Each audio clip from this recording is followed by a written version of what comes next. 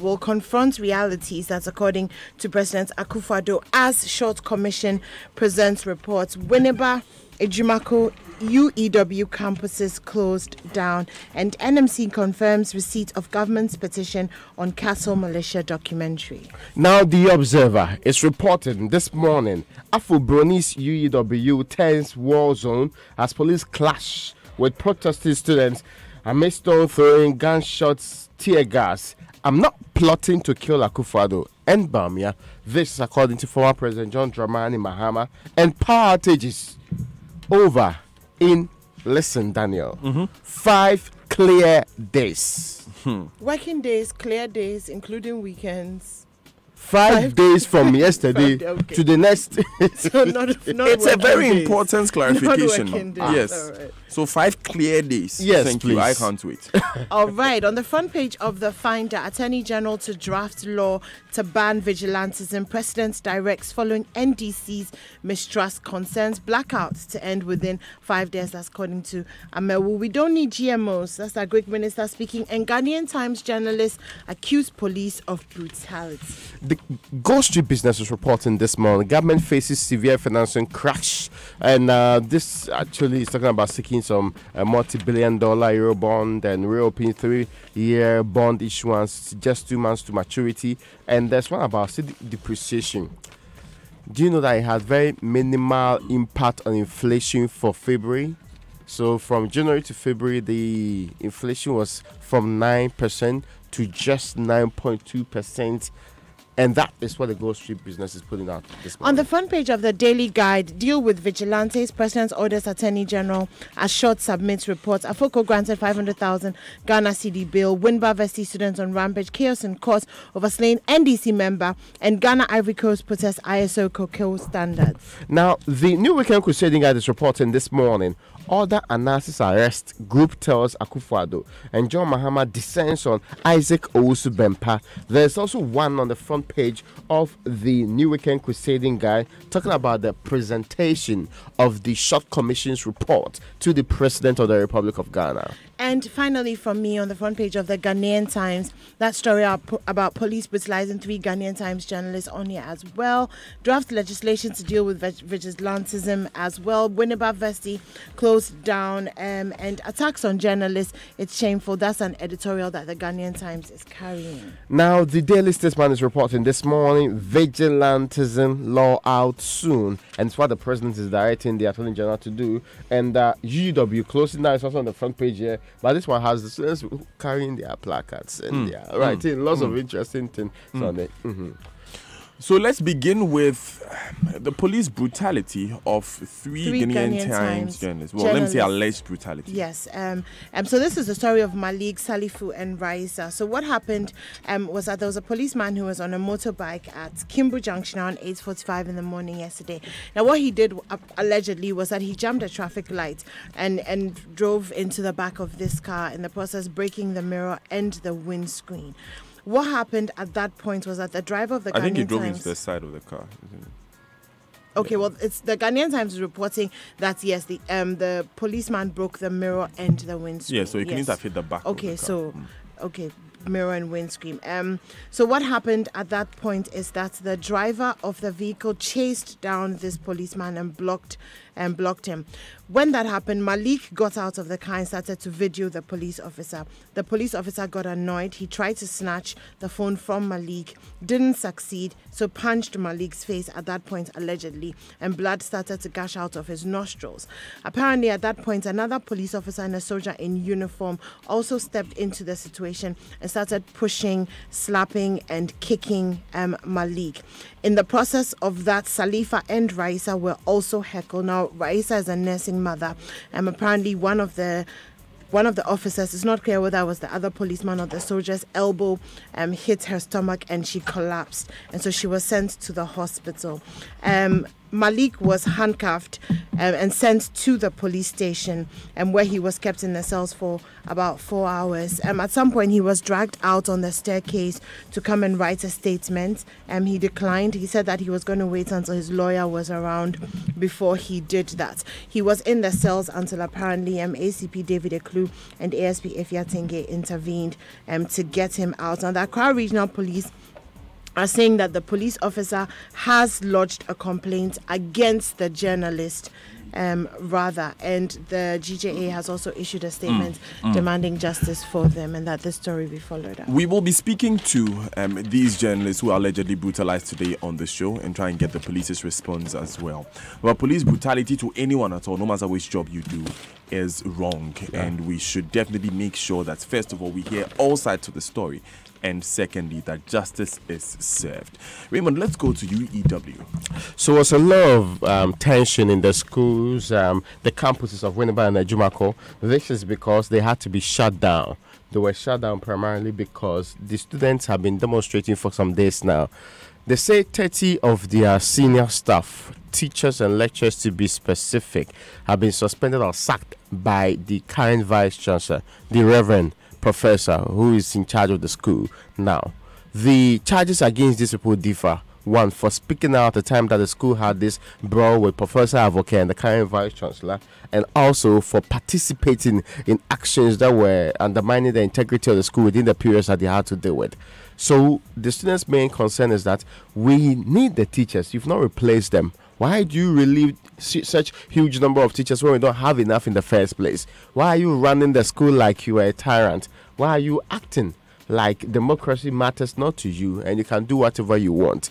The students say they cannot really voice their complaints through the right processes of the SRC because there's a stooge they call who is being appointed by the current leadership of the school to represent them.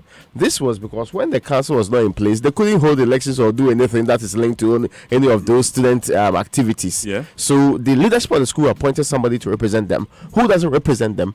Who actually represents the authorities, rather. So that is where their complaint has been. That's why they cannot sit with the authority to discuss these issues, but have to resort to demonstrating to say, give us teachers to teach us. We don't care about your internal politics. Get us people to teach us. You can't suspend 30 or sack 30 of them when we are supposed to be, when you've not replaced them. But they actually had the security of the place and other people putting them in check some way, somehow, which led to some of the students reporting that they are being abused on campus. That's why the school was shut down. Now, there is a big conversation. You do recall that Professor Avoke, who was the previous vice chancellor, yes, was deemed to have had his council, the council that was supposed to give its mandate and all of that, his council being illegal because they had outstayed their tenure and they had not been replaced by the current government, yes, and that they lost that particular right to be in office for a very long time. Yes. There's been court cases back and forth, and again, they also leveled some allegations of impropriety in finance and against him, the finance director of the school, and they were pushed aside. When the new team came, there were some differences between the old and the new teams. So this difference played out in court. The understanding was that the member of parliament for the area mostly should have been on the side of the current team, but he fell out with the current vice chancellor. And he also is supporting the students against the sacking of the senior staff and the other people involved in there. Of course, some say that's only the manifest reason for doing so. The other latent reasons. The other latent reasons that they are actually quoting on the ground there. But what we know for a fact is that government is looking into the event. The Minister for Tertiary Education was on the ground. He was there since the last 2 days. Okay. He's been trying to get them to sit together and discuss this matter like schools will do. And it's an interesting perspective he takes to all of this. He says government will not intervene because they believe in the autonomy of the school. I mean, it sounds very different from unlike the KUSC engagement. No, but you could say that government has learned their lessons because when government went in there, they were resisted heavily by the campus community. So let's see how this is dealt with. I was concerned that some of the students were reporting that they were sitting in class and police officers threw tear gas into their classroom or their lecture rooms. So this was out there protested actually. Yeah, they were in their lecture rooms. So I've seen Afeni Maki also say that the regional security is saying that the schools should not shut down. The students can remain on campus and we study. have the regional Yes. minister on record. Very good. Kwame Nadankan. Very good. We played it yesterday on the midday news bulletin. Yeah, as to whether that would not constitute a different level of intervention or interference. Well, closure will for also be security interesting. Yeah. reasons. Closure for security reasons. I mean, he mentioned that it was for security reasons on advice of the Regional Security Council. So this is not, well, the lawyers can argue that out, but that's what Mr. Kwame Duncan said. Let's come back to Accra and deal with another very thorny legal issue, which is the Short Commission. Anymore. Yes, so the Short Commission presented their report to the President yesterday, and the President has expressed optimism that the findings and recommendations will help to sort of calm that area or deal with the vigilantism issue. So he commended the commission for doing their duty in record time. He also spoke of the fact that because of the live coverage, it had allowed Ghanaians to experience what had been going on, and the transparency was a good thing for the process. And he also promised to give the greatest possible attention to the findings of the commission. Now, if you remember, the NDC in regards to the talks about disbanding the militia have been insisting on the need for a third party to mediate talks between them and the NPP.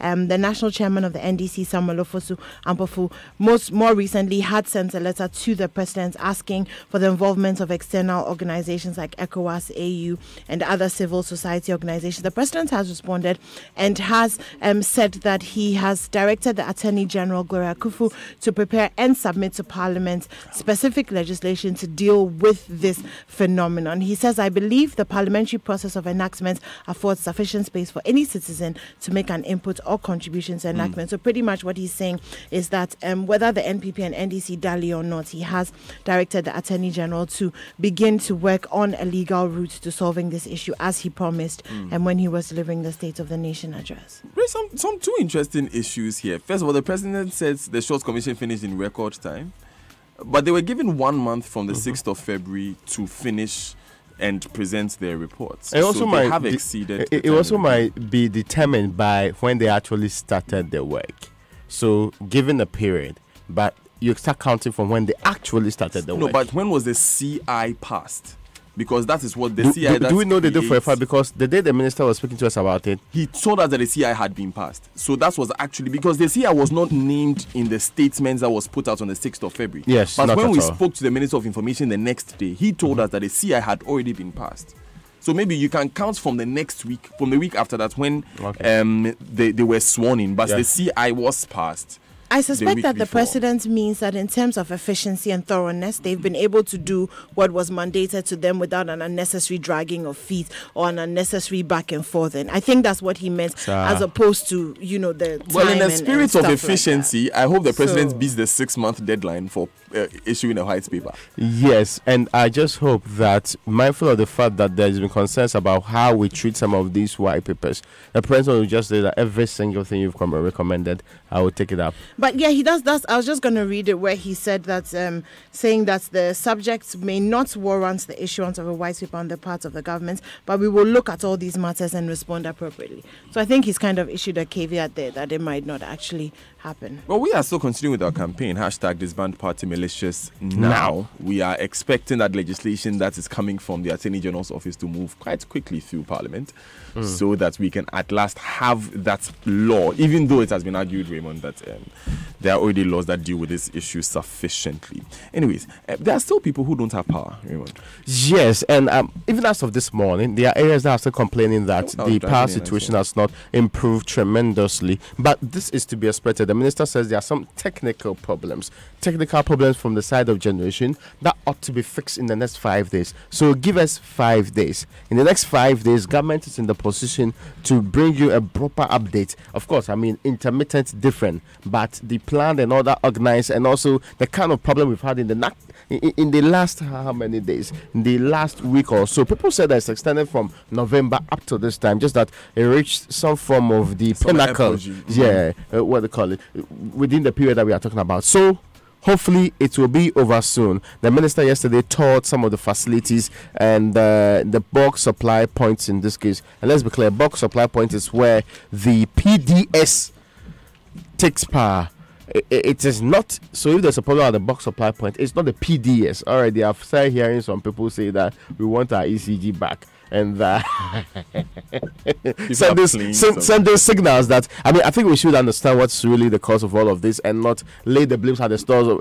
I mean, they may be not so efficient, but this one, dear, they can't be blamed for it, really. So, in speaking with professionals in the sector, Raymond, I still get the impression that in the first place, the challenge was a bit widespread, having to do with a trip. Yeah. Because and they would tell you, because first one, they said virtually all the plants. They mentioned from Abuazi straight down to the T family, and they were mentioning that all of them have problems at the same time. So the explanation that we're given was that these plants, some of these plants were deliberately taken off because not all the power was consumed. Okay. So I was mentioning yesterday that, you know, when you have to give 1,000 megawatts to a nation and all of a sudden you have a problem somewhere and you can't take 400 of that becomes a problem for the rest of the 600. So you have to immediately bring down generation of power. Yeah. So deliberately bring down generation of power. And the question that was I kept hearing from these professionals was that why did it have to be this widespread? Because, you know, after the whole eastern seaboard of the USA had a fault in about 2010, and a lot of research has gone into making some of these problems more selective, so that the effect and the power cuts that we get as a result, you don't feel it in Accra and Takrady and Kumasi and all that, what have you. You have it in a very small area.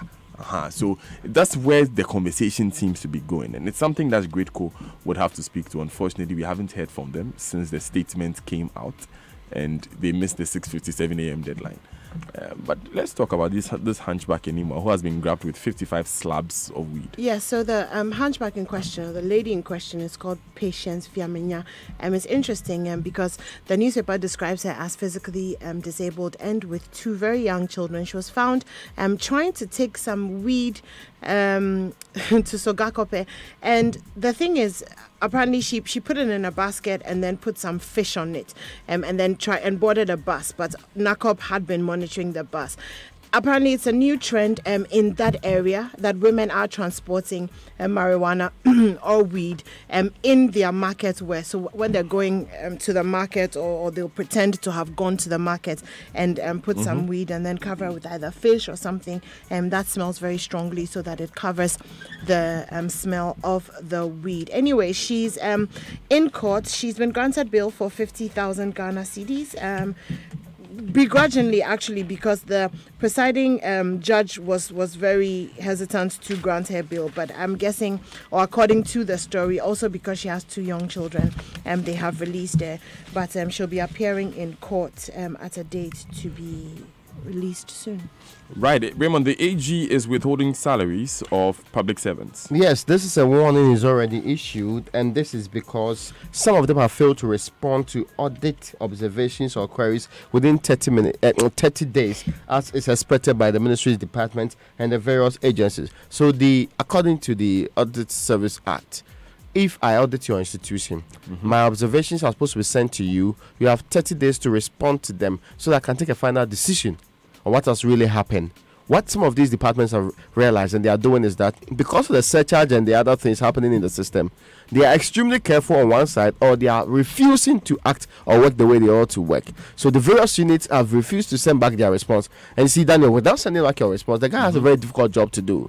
He doesn't want to go through the process, then later he come back and say that, oh no, but I had this kind of response. So that is where his difficulty is. So he's seeking to compel them when he holds on to your salary by asking the Controller Accountant General Department to do so. Then maybe you may be compelled to, come and pay, because if your kids' school fees are not being paid within the period, you'll be in the position to come and collect. That's if you pay your kids' school fees from the salary you are paid. Okay, so I just got some information on the power situation that GridCo has requested that PDS should cut power every day from 8 a.m. to 6 p.m. from today to next Thursday as a result of the construction of the overpass at Pokwase. But I thought that was supposed to be from 5 a.m. to 6 p.m. just for yesterday, because that's what the notice actually indicated. from today to Thursday is the information that I'm getting. To next Tuesday, pardon me, is the information that I'm getting. But again, this is not from the earlier trips that brought about the aggravated situation. Yeah, this is just the one that said a pylon also ought to be dealt with somewhere around the place. Yes, at the Pokwase area. Anyway, let's move to a missing girl who's been found dead in a toilet. Yes, very, very sad story, Daniel.